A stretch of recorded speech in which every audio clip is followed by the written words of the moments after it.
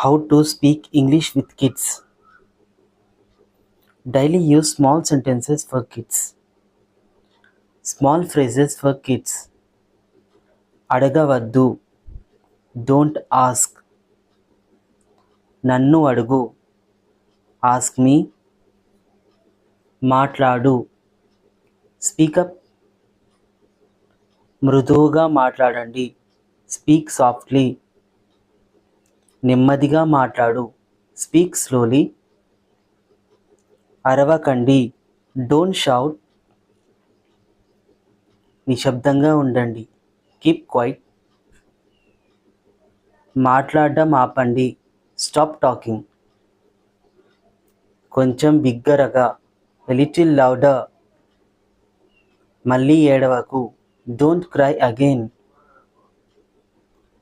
అలా చెయ్యి. Do so.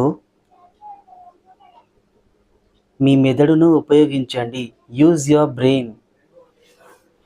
దాని గురించి ఆలోచించు. Think about it. జాగ్రత్తగా చూడండి.